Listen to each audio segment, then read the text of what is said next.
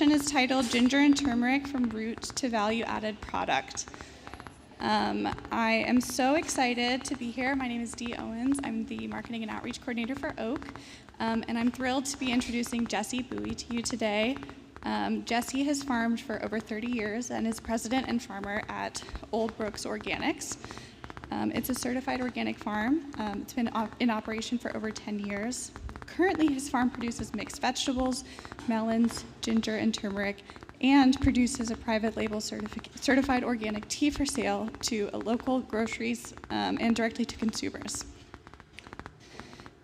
Jesse serves as certified mentor for Southeast region of the Transition to Organic Partnership Program, as well as being on the National Organic Standards Board from January 16th to 2021. During his tenure, he was twice elected to the executive board and has served as chair of the Crops Committee and vice chair of the Livestock Committee. Before we getting started, I will be passing out survey forms. It's really vital for the future of Oak programming that we have all of your lovely feedback, so please take a moment to fill this out during the session. Without further ado, Jesse Buie.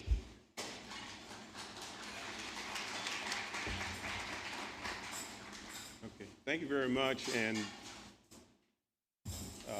you really don't know how much I appreciate your being here to hear this presentation today.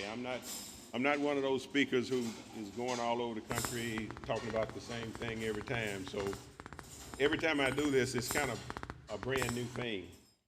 But just to get started here, as she said, I've been growing turmeric and ginger for approximately 10 years. And I'd just like to take a second to let you know how I got into this. I was in a meeting in California, annual meeting out there, and the governor of the state spoke at that meeting. And this was about 8 years ago. And after that meeting, the farmers were kind of standing around talking and asked the governor, what are you going to do about this water crisis? So he said, well, I tell you what, in about 2 weeks, I'm going to make a decision, and y'all will know. And this was about, if you remember, about 8 or 9 years back. And sure enough, in about 2 weeks, he made the decision that he was going to cut the water off to the farmers. Well, in that meeting, there was 2 foreign farmers kind of over in the corner there. And when the governor said that, I don't know why they picked me, but they said, well, Jesse, if he cuts the water off, let's do a deal on the turmeric and ginger that I have. They had already ordered it, and during that time, if you were not in this system to get, well, I don't know how you want to put it, in the know or whatever it was, you didn't get to order the ginger and turmeric. So they had already been approved to get it, and their thing was, if he cuts the water off, we'll give you an opportunity to get ours. And I said, sure, I was excited. So sure enough, in 2 weeks, the governor said, he cut the water off. They called me. I was able then to locate, it was Hawaii Clean Seed, that's the name of the company. So it's no big deal, but at that time, you couldn't just order it. And so I got it approved.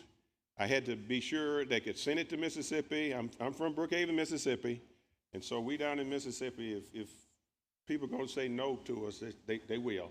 So I didn't feel, I checked it out, it was all good, so they sent it to us, and we were ready to start farming.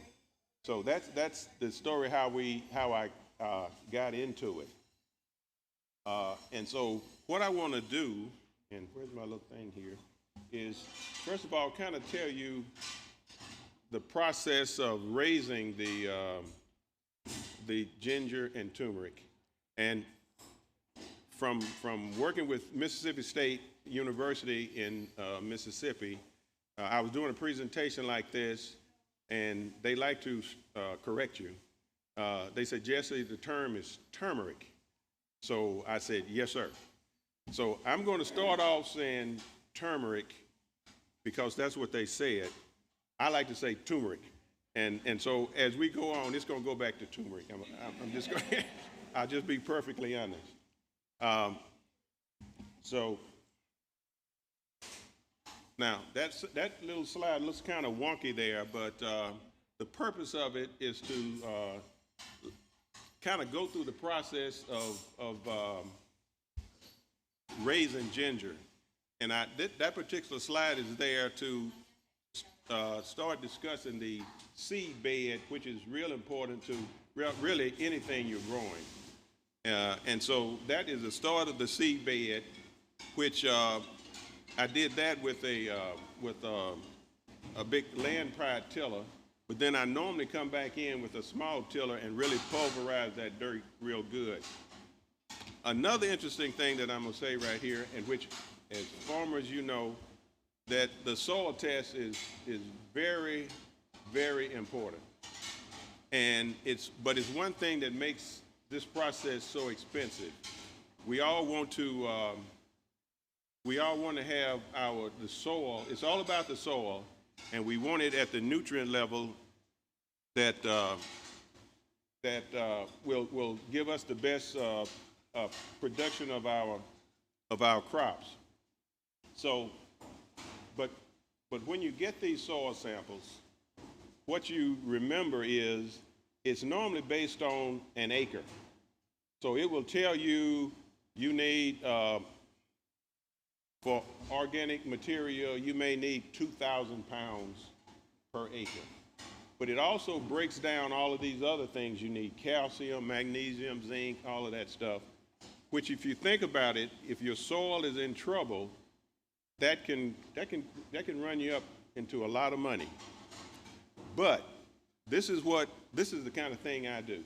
I got that up there to show that this is the area which I was choosing to grow my turmeric in. I've already changed. Grow my turmeric in. And so what I did is got the square foot of that particular area.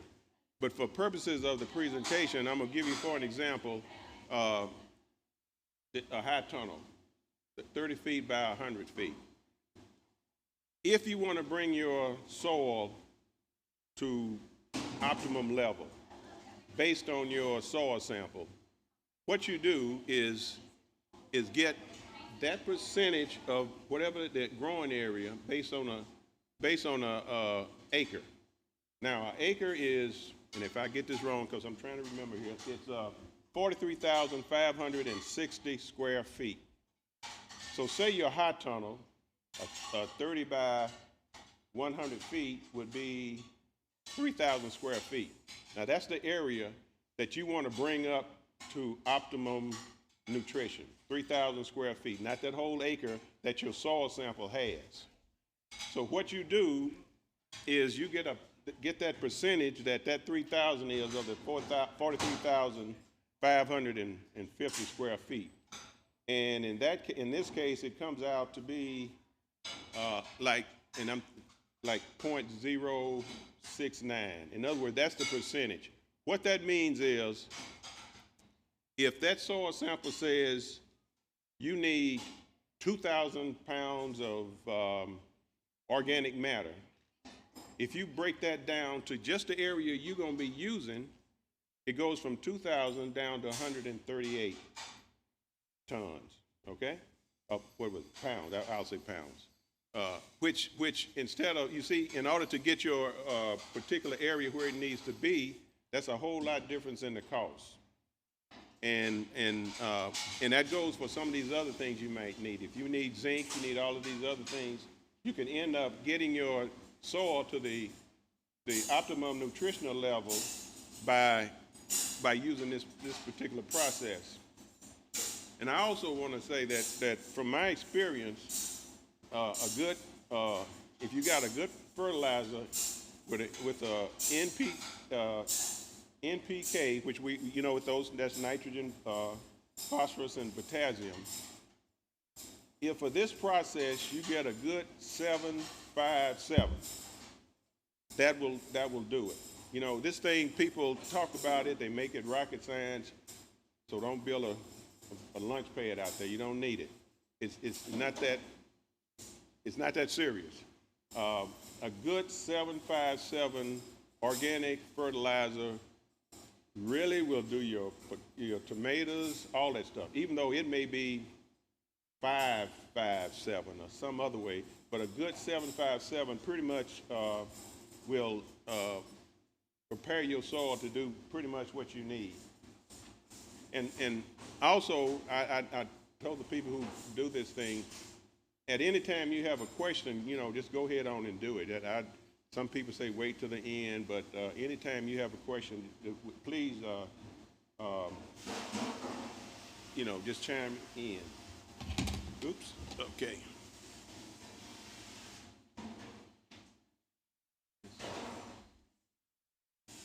Okay, this particular shot here, and let me see.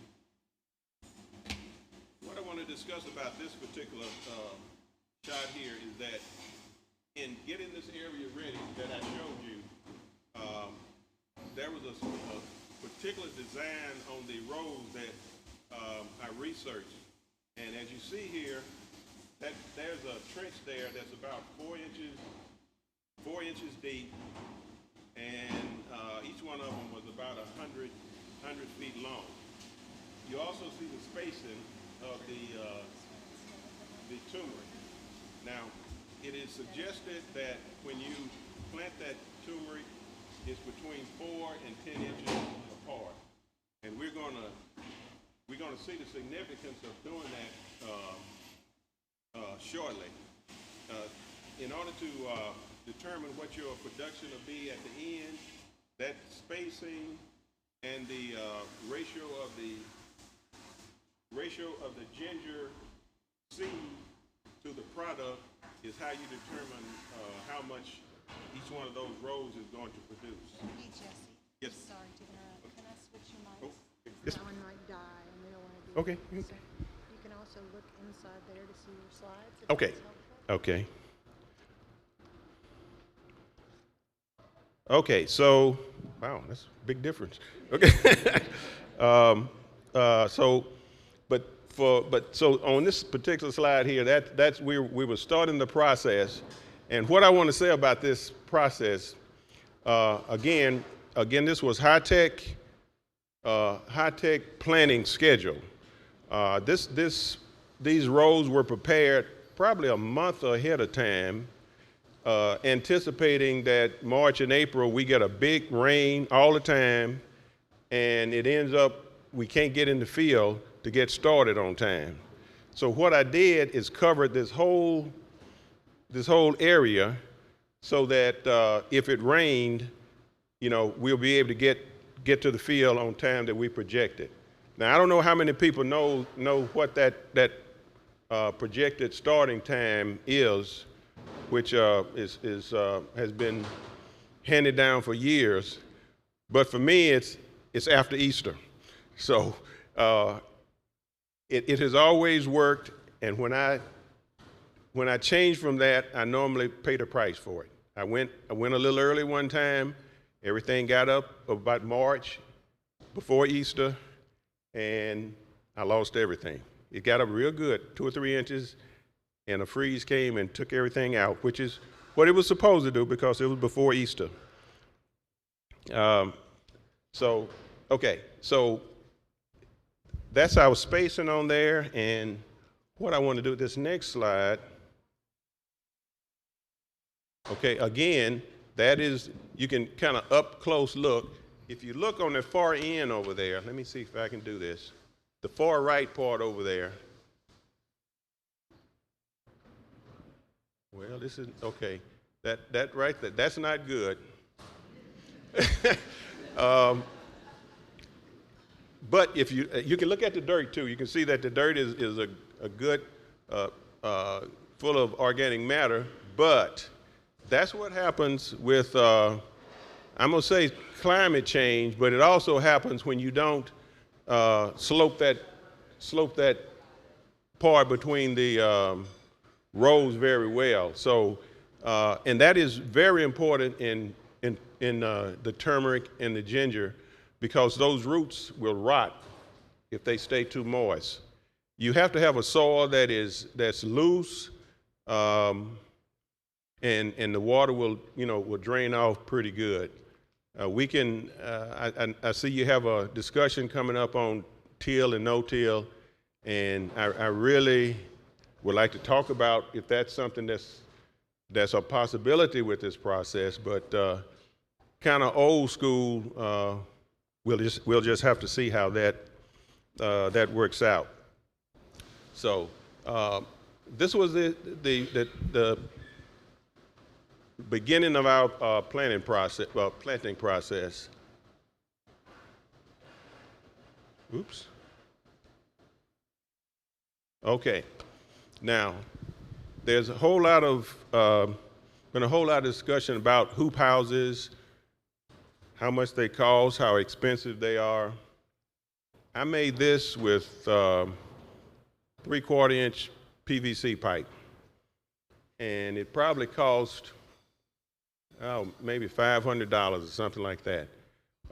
And it's secured by 3 posts, one on the end, one in the middle, and one on the other end.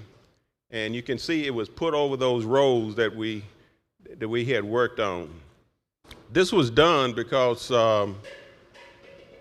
turmeric and ginger are tropical plants, and what I was told when I was told we couldn't grow it in Mississippi was that I would need a shade cloth because Mississippi got too hot. Mississippi got too hot. It needed a 9-month growing period.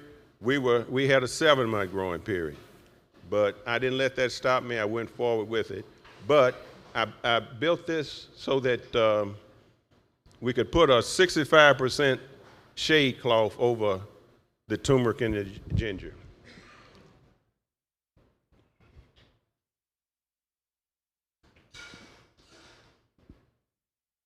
Oops.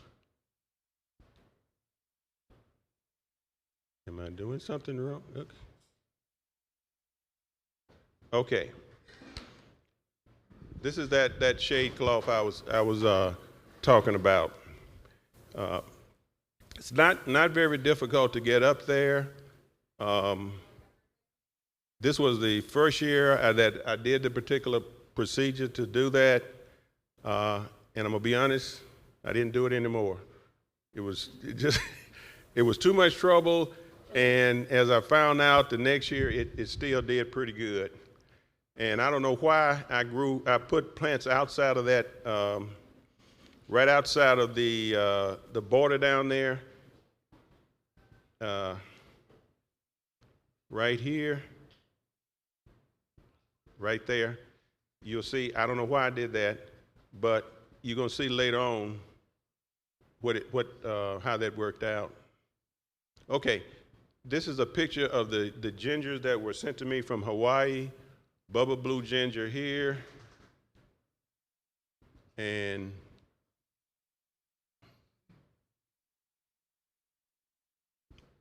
white mango turmeric. Both of these you can't get them anymore, but they seem to be very popular at the time, and but for some reason they discontinued sending that to us. Okay. Now, the significance of this particular slide is this was planted in April. And during the time that you first see this sprout up, you wondering if you're doing the process right. So you're out there looking every week and nothing happens. The little sprout we have right there, it took 3 months to come up. So all that time you're saying, is it rotting? Is it what? But finally, after 3 months, that's what came up. And a couple of months later, that was there. And then that. So at that point, we were about 5 months, I think that's where that was. Okay, now The other part of this process is, and this is my son-in-law and another worker, and I was real hesitant about having him out there, but he was adamant about working, and I'm saying, well, we always trying to look for this next generation of farmers. Since, like I said, I'm 73, but if that's your son-in-law, you kind of want him. You don't want him to get out there and get hurt, and somebody else have to take care of those grandbabies. So I let him do it, but I make sure to keep an eye on him. What I want you to observe in this particular slide is this is turmeric, and the spacing of that turmeric. You can see it in front of him and in the back of it right here. This is key to that right there. And like I said, the key right here. Oh, I'm getting better with this. Okay. And this spacing, as I told you before, is used to calculate what your yield is going to be for that particular row. You're planting these things at 4 to 6 inches apart, and studies at Rutgers University showed that the new turmeric that I will be getting, which is a Peruvian yellow ginger, from 30 pounds of seed, they produce 435 pounds of product.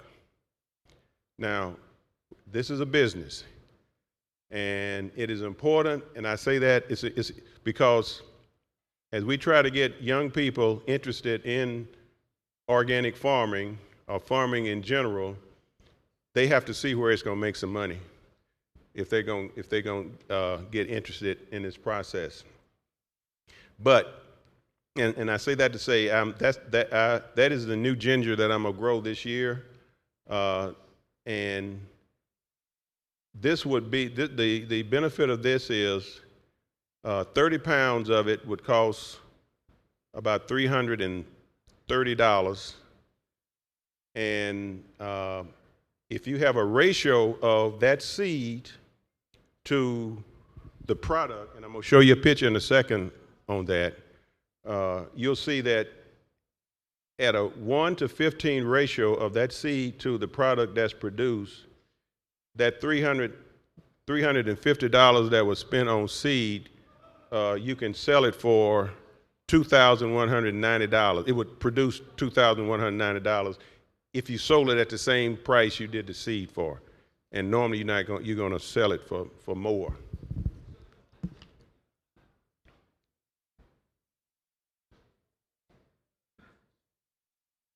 Can you save seed back, like seed potatoes, continuously? That's what you do. That's the name of the game. I'll give you a. So you just need that initial cost of the seed. That's true. That's true. What am I doing wrong here, y'all? Yep.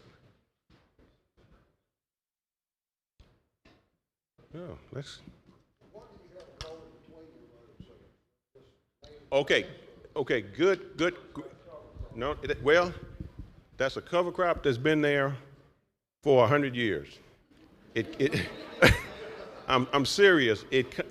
Once I got that soil, that's the grass that comes back every single year. All the weeds and all the other weeds and stuff went away.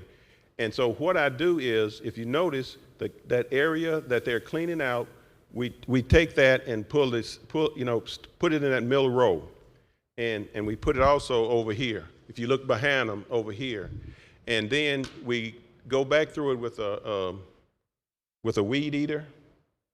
Just cut that down, and then go in a tiller and till it in. And so then you're going to turn around in about a month or so, heal that up on that on your ginger. So yeah. Say again, sir? Exactly. Mississippi, Brookhaven.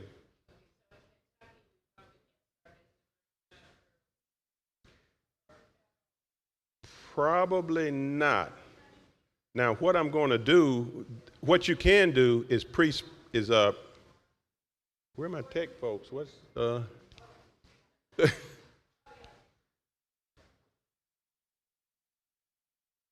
where my tech person?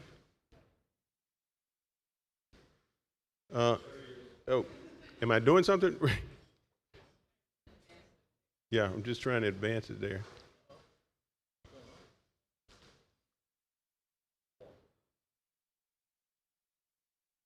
But I don't know. Can I set you up with this one? Okay, I'll okay. take this to the folks who you're talking with.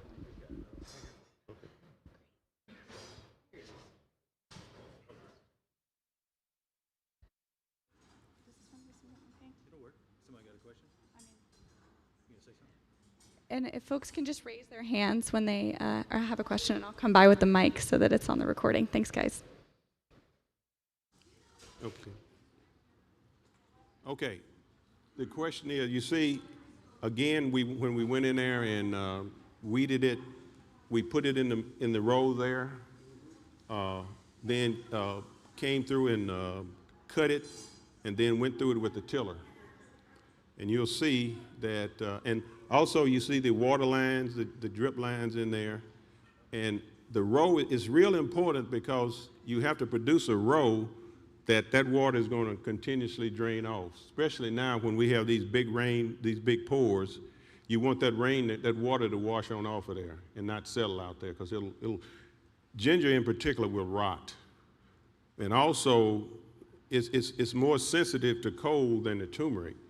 So this particular crop here, that winter, I lost the whole crop because it was a hard freeze. It went down 2 or 3 feet. I mean, a foot or so, and all of the ginger died. But the turmeric, notice I buried it a little deeper, and it survived well. Am I just doing? Oh. Okay, that was a problem. Okay, remember I told you that I planted that row outside of the fence? That's what it looks like. That's the white mango turmeric. And the thing that we're trying to do now is there has to be something that we can do with those leaves as a product. I don't know what it is. I've talked to people in Jamaica who they wrap up meats and stuff in leaves, and so hopefully, we'll find a use to do with those big leaves. Okay, this is a picture of the ginger again, and what I'm showing you now are mistakes that I made, because this is sitting above the ground. It should be healed up so that if it gets cold for some reason, it won't die right immediately. Okay, let me go on to the next one. Oh, most definitely, not a problem. If you go to YouTube, you'll see people growing it in a big bucket. And okay, now this is the way it looks when we're harvesting it. I'm gonna go on to the next one because and I'm gonna go to this next one.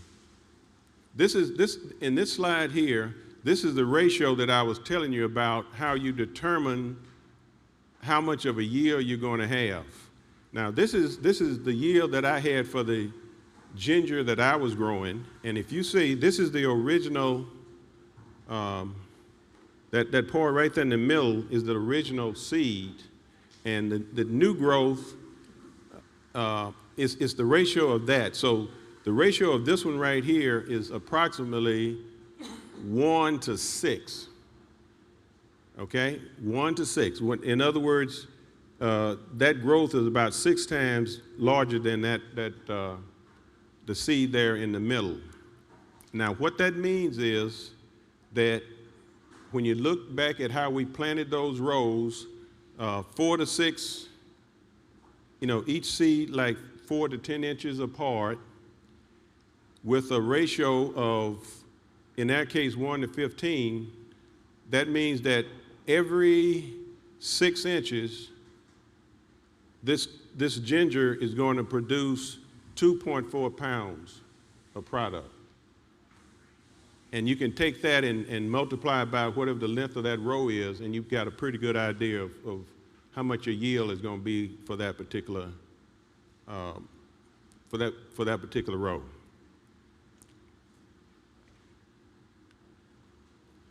Okay, and this is an example here. This is just one of the piece of ginger that I grew, and I took that because I just liked it. It was big, so most of it didn't come out like it wasn't that good. And it is not a high-tech process. Basically, you harvest it, you put a screen, something like chicken wire or something like that, and this is just how you wash it down. It's not a big big deal to get it clean and get it ready for the market. Okay, this is the white mango turmeric, which I said they no longer produce this. The big stalk in the middle of it is also consumable. For a long time, I didn't realize that until one of the vendors said, yes, you can make a tea out of that also. Now, going forward, you were asking about how to get ready for the next year. Those fingers are. Let me see. Okay, these are the fingers, and the very tip of it. Most of the ginger, and in the case of a turmeric, because they look like, that's where you have the biggest concentration of your product right there, and the very least on the end. But when you get ready for next year, when you harvest, you just break that little piece off, and you can drop it right in the soil then. Storage of it, many times it's difficult if you're talking about a whole year to do it. The humidity has to be, I think, about 70%. Temperature has to be, they want it around 70 degrees because it is a tropical plant. But what I do is when I harvest, I just take one of those fingers off, and you can see those little eyes out there, and drop it right off in the hole. And you're ready to go the next year. And the next year, it will start in March, just like clockwork. It'll be right back there.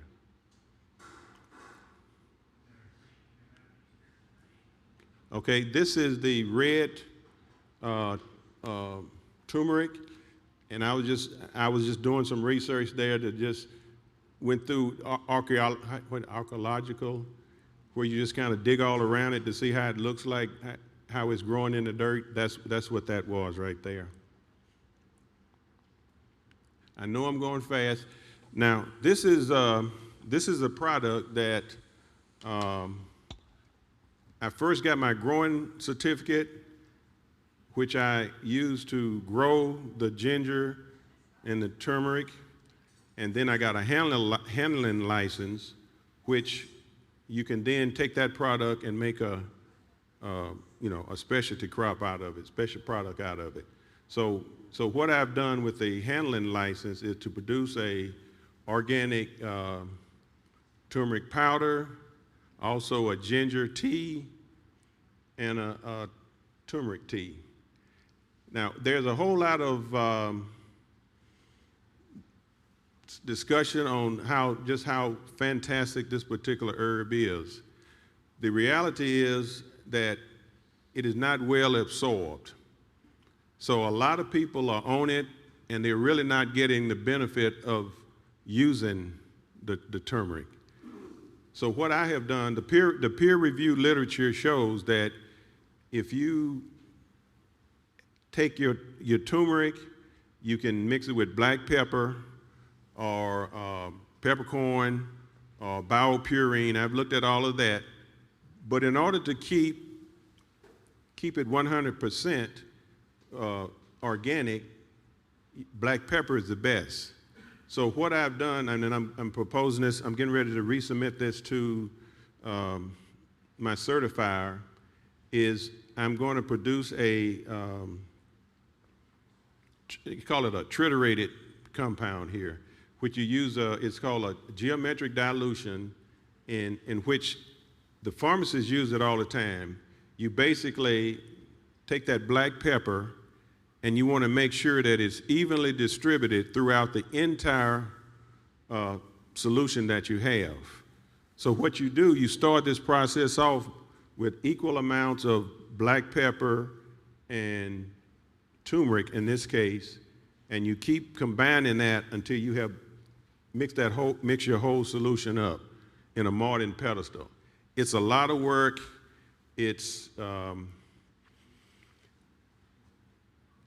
But it is a lot of work, but the results is that it increases the absorption of that turmeric 2,000%, which means that is going to be effective for people to use.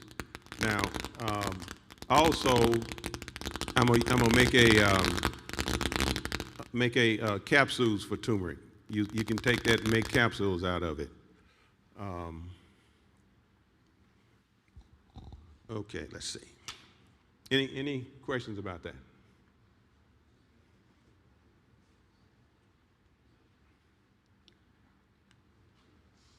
Okay. This is yes, sir. How long does it take to dry it before you can powder it? Well, What's the moisture content? to make that turmeric powder, well, what I do is, first of all, you slice it in thin slices, and then you dehydrate it for 12 hours. That's how you do it. So you're gonna wash it again. You're gonna clean it, but you don't have to wait until it dries. That'll just increase the time that you got it in the dehydrator. Yeah. So it takes about, like I said, it takes about 12 hours to get it, and then you grind it up into a powder. Ma'am? Oh, yeah, hand wash. Yes, yeah. It's again, if you talk to the Chinese folks and all those folks, they just leave the outer covering on it and chop it up. I don't like doing that, but they say you can do that. But no, you all this is hand washed. Oh. Okay, say again. You're powderizing the turmeric. Mm-hmm. I was just curious if it's all hand washed or if you have some sort of mechanism, what scale you're doing. Or you're hand washing. You have to remove all the dirt, right? Right, hand wash. Yeah. Yes, ma'am. Do you ever sell the fresh fruits with the stem on? Yes, ma'am. No, you don't. Okay.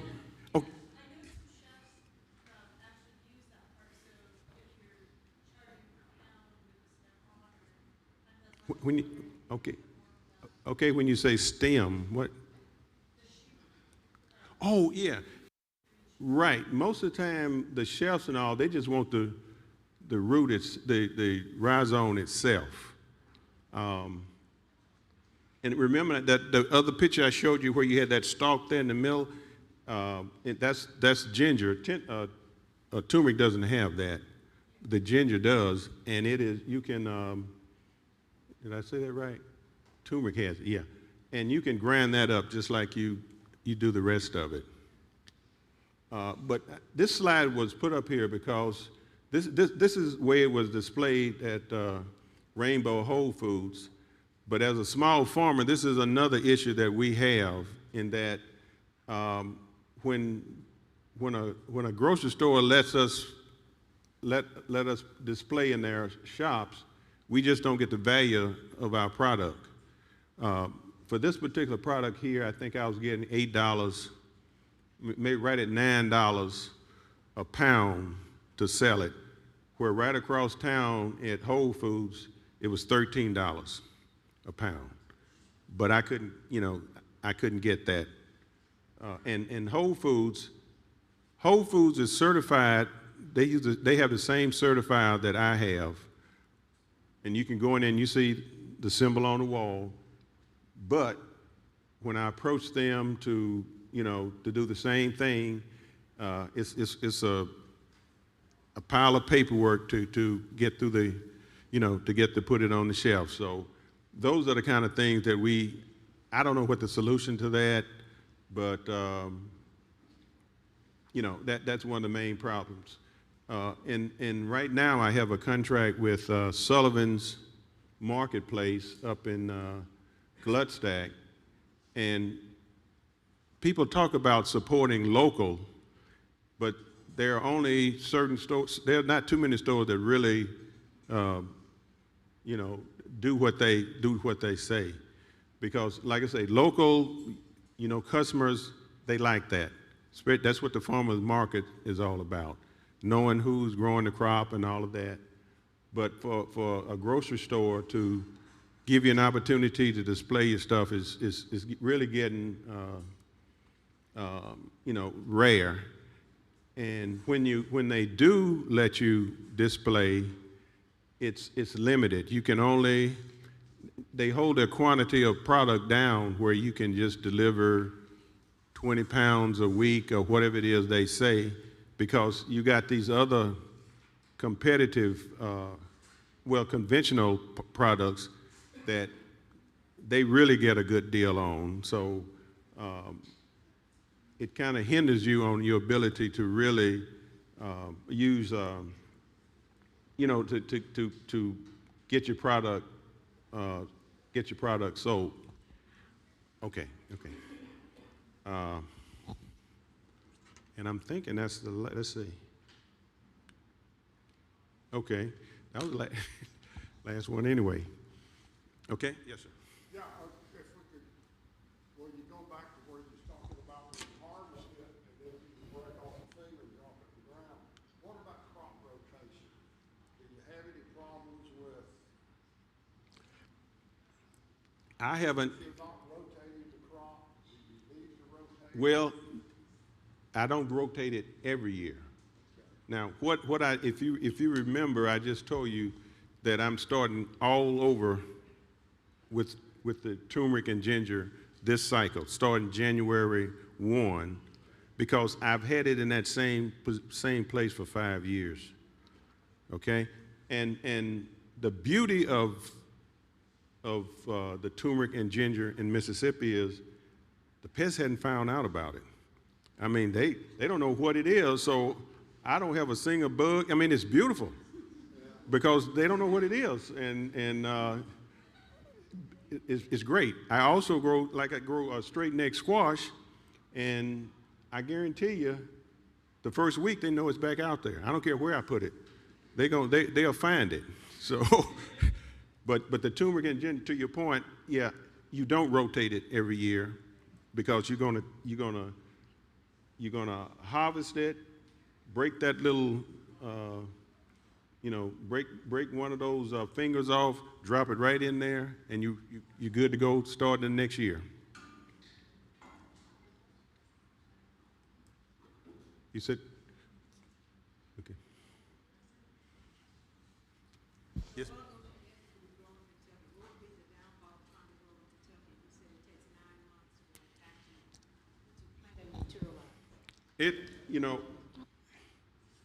I do it in 7 months, because like I said, when I was told about this project in California, that's why they said we couldn't grow it in Mississippi, because it took 9 months. The product, and you start normally about April. You can start sometime in March. It's again, I joke about planting after Easter, but I've learned that's real. So what was that? Derby. Oh, okay. Is that Easter? Oh, okay. Yes, ma'am. Yeah, we have already started our ginger. We started inside, and we can only raise it in pots. We can't do it in the soil. So it goes outside when it gets nice, and then it comes back inside. We can't sell it until the last 2 weeks of October. So it's a very long season crop. Yes, yes. And the new there's a new one, BKK. I was saying that I've gotten this year. It is high it's the highest in curcumin, about 7 to 10%. The problem is it's got half of it produces half as much as the red turmeric, and it's more difficult to grow. So what I'm gonna do is I'm gonna pre-sprout it. So I'll start in probably, it should arrive next month, and I'm gonna start sprouting it in, putting it in trays, and so hopefully it'll stay maybe 3 months, and it'll be about that tall when we move it out to the field. But that's the only choice we have to kind of get ahead of the game. Yes, sir. I hear you talking about these different varieties. Yes. How are they bred? Does the shoot eventually send out a flower to propagate to make new varieties, or? You know, I really don't know. If you got somebody like Hawaii Clean Seed, you say, this is what I want, and they will determine that. Gotcha. So yeah, and so the what they have this year is that new BKK, and that's what it is. I don't know what it stands for. BKK. They got the red turmeric. They just have two now, and that's all we have access to. Thank you. Yes, ma'am. Do you know of any other ways besides with black pepper? Yes. Well, black pepper, it is also lipid soluble. So if you say you take it and you make a tea out of it, if you put a little olive oil, that will help it to go into solution better. What I've been so pleased with the new process that I was talking about, with the using the Martin pedestal and making the particles smaller, it's an appreciable amount more of the turmeric that goes into solution. It's great. That it's better because normally if you look at the turmeric you deal with right now, you put it in a container and shake it up, it goes to the bottom, and you're really not getting the benefit of that when you consume it. What about eating it raw? Great, but okay, where you got it in you, it's still not absorbed because that happens in the gut. So the absorption, that's why the black pepper gets it into the blood much better.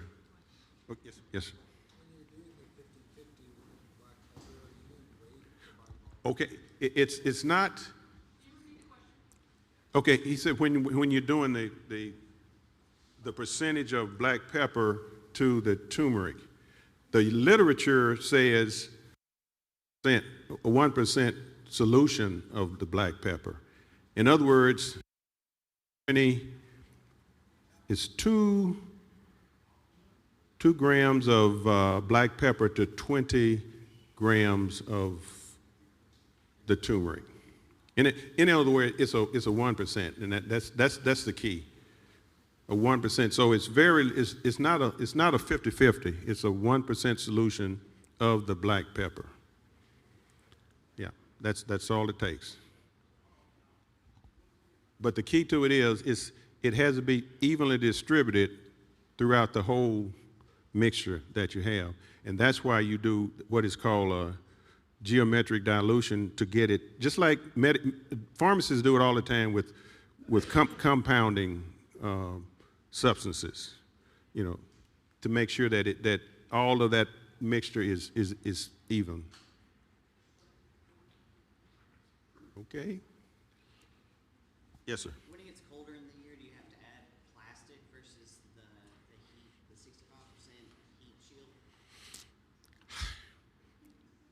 shield? If you keep it above 55 degrees, that's what the literature says. But that's with any plant. If it gets below 55 degrees, most plants will not grow at that point. So, but with these products, if September, October, you're getting ready to, the temperature is getting ready to go down, but you've really got your root already developed for the most part. You can harvest then. Keeping it in the ground will only let it grow a little bit more. That's the benefit of just continuing to keep it in the ground. So that's what we try to do, just to December if we can, to let it grow, get the most growth out of it. Yes. You had to, like this Joe was talking about with the shade cloth. Mm-hmm. What's the high limit on the temperature? Say if I was to put it in a tunnel, Right. which it can get up to 100 and at ground at chest height, it can be 116, 16 degrees. Well, Is that too high? I don't know what that upper limit is. I've grown it in the high tunnel for the last couple of years, and I just kept the sides up, and it got hot. It got hot, but it depends on when you get it. If it's July and August, it's still a pretty tender young plant. So it may be a little. It can take the little heat a little better, but I don't know what that upper limit is. Yeah,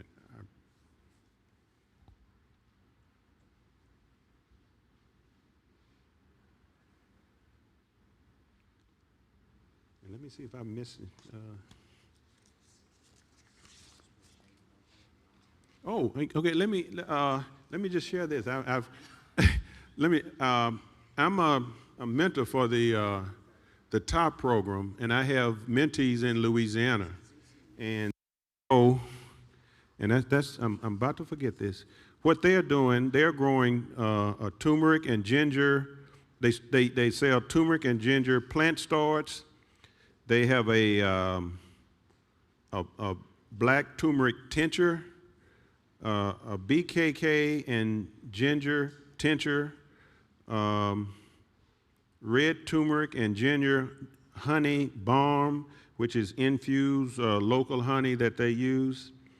They have a white turmeric and ginger soap with honey and sea moss. And they also have a ground turmeric, a ground ginger, a golden milk spice mix, and an herbal salve. Now they grow all that in an area about big as this room here. And what we're doing is I'm their mentor, and we're in the process of getting them certified organic, and we're looking at having this done within about a year and a half. I haven't discussed with them yet, but some of these, I don't know if the NOP will allow it, because the tinctures, if you're familiar with how they're made, everybody does something different with them. They're kind of all over the place. And when you deal in, some people using ethanol, some people use whiskey. It's all over the place. So to get that approved to be certified organic, I'm thinking that there may be, we might have to change some things. Okay. Where's the company you get your seeds from? Hawaii Clean Seed. And their process is what they did this year, January 1. They announce it, and it's no communication with anybody. I knew what I wanted.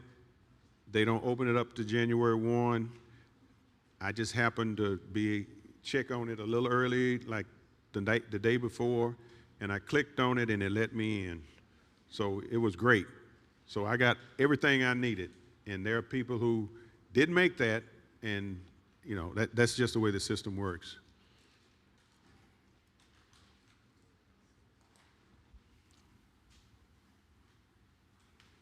Yes, yes.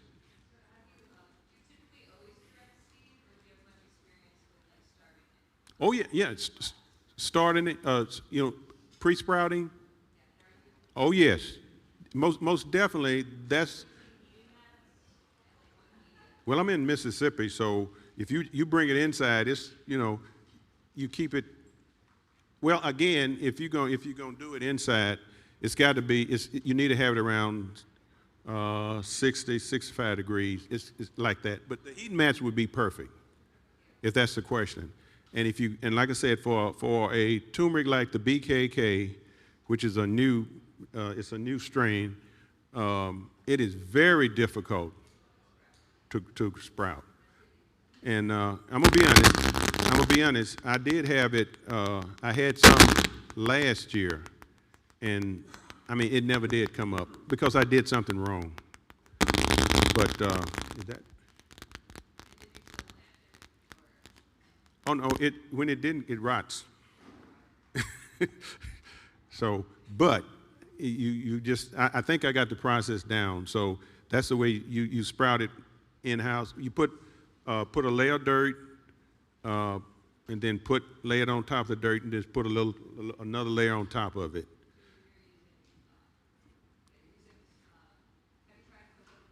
Yeah. See, okay. I'm certified organic. You can't do that. You can't. Yeah, right. You have to use soil. Okay. But a lot of people use that conventional.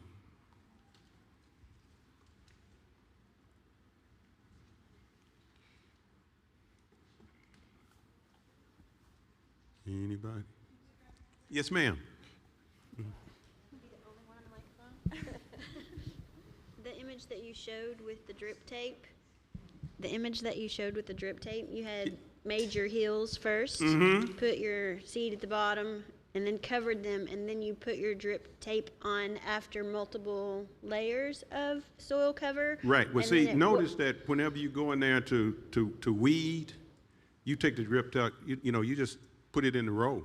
So you moving that drip tape, around. So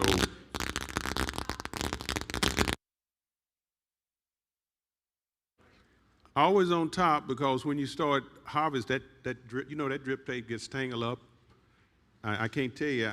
I've learned that at the end of the season, I want that drip tape where I can see it and get it out of there, because I get it tangled up in the tractor. I mean, it's a mess when you do that. You considered, or have you tried to use a potato digger? A what? A potato digger? No, I haven't. Huh? Yeah. No, I haven't. You saw the technique I use. I have seen farmers put a mesh wire fence, mesh wire under it, and at the end of the season they just lift the whole thing up. That's another way to do it. But if you can see, these plants are pretty big. I mean, that mango thing is 6 feet tall, and it's heavy. So some of these would work. That would be definitely something for me to think about it. But you also have to think about the fact you're gonna have to cut the stalk down first, and then you start. And many times, October, November. Well, it's unless you get a hard freeze that kills it. That stalk will be there, and it's in the way for when you start to harvest. So that's the problem with that. I think that's all we have time for today. Thank you so much for joining, everyone.